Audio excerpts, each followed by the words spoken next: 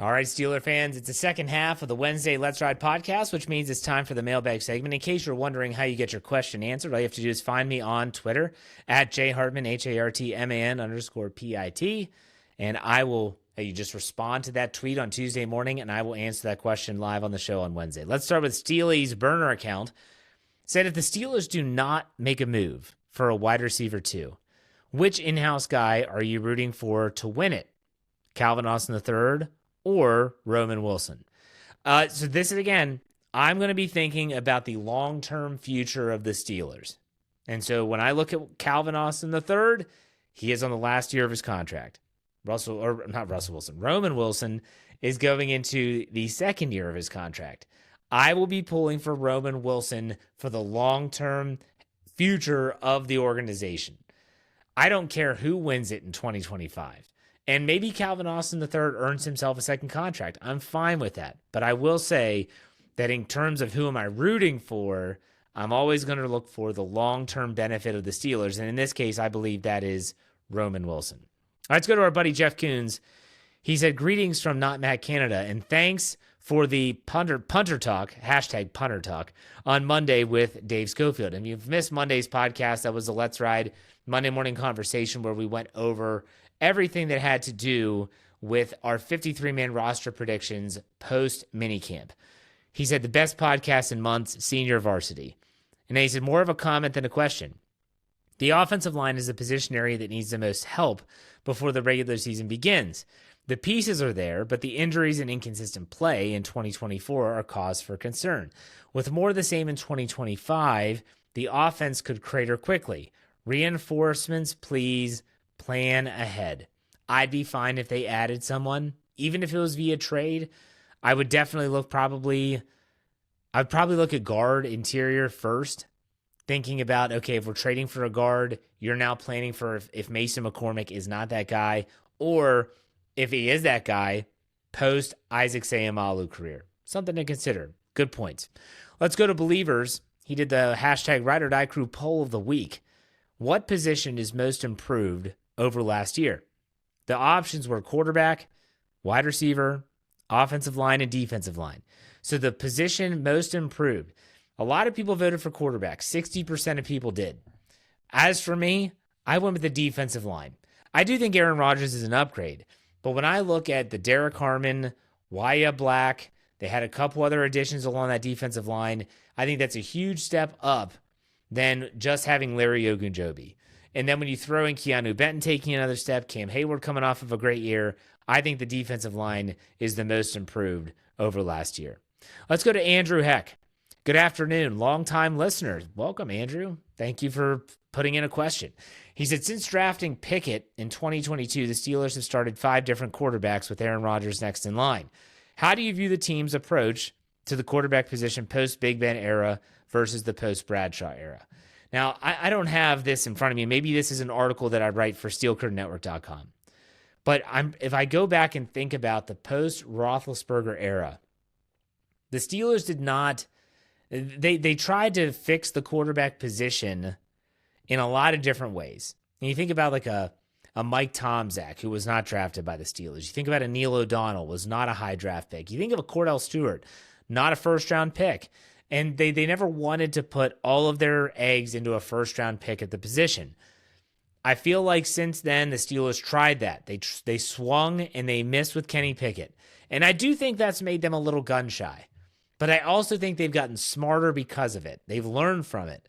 And they've said, you know what? We need to make sure that if we're going to take a quarterback, it is a class that we can get a guy that we think is the next guy. 2025 was not that class. 2026 is that class, unless all these players decide to stay in college, which we'll know soon enough.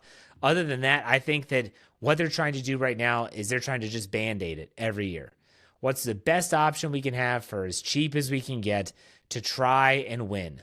And when Aaron Rodgers retires or leaves the Steelers after 2025, they're going to be hopeful to draft a quarterback. And if that quarterback's not ready, maybe Will Howard is. He's on a cheap deal. He's in his second year. And if they have to go to Mason Rudolph next year, second year of his current contract, I think he's playing for a 2-year, $8 million, $9 million contract. It's a really cheap deal. Again, they're going to have that cheap Band-Aid option. The question will be is, can they actually land the quarterback? We'll find out. All right, let's go to Will Caldwell. He has several questions. Hey, Jeff, assuming TJ does get extended, and the group stays healthy, do you believe that the outside linebacker group will be elite again, even down the stretch? It seems like last season the splash plays were few and far between, but maybe my memory is failing me. No, your memory's not failing you. I think if all four of those players can actually contribute, we're talking about TJ Watt, Alex Highsmith, Nick Herbig staying healthy, Highsmith staying healthy, TJ's staying healthy, and Jack Sawyer chipping in as well. They can all put their hands in the pile, and they can keep each other going at full speed for a full season. I think it can be elite again. But they also need help in the defensive front. When TJ Watt was at his best was when Stephon Tuitt was wreaking havoc in front of him. They're going to need some of that. Maybe that's Derek Hartman. Our next one from Will. Regarding the offensive line, which combination of positions has you more concerned with regard to pass protection when you consider the general lack of mobility at the quarterback position? Is it the guards, the tackles, the left side, or the right side? Those are the options. I'm going to go with, to me, it's the left side. It is the left side. I'm not sold on Broderick Jones on the left side yet. Isaac Seumalo is coming off of not a great year on the left side, so that does have me concerned. Last one from Will. He said, okay, last one. Say Rodgers has a good season. Would you be opposed to another one-year deal for Rodgers if the Steelers would move up for a quarterback regardless? Or would you rather have an open competition with Rudolph / other backup tier quarterbacks? Thanks for all you do. Thank you, Will, for listening and for submitting questions. I'll say this. Can we let Aaron Rodgers play out 2025 first? If he has a great year and there's a lot left in the tank and the Steelers want to bring him back on a one-year deal, I wouldn't be opposed to it.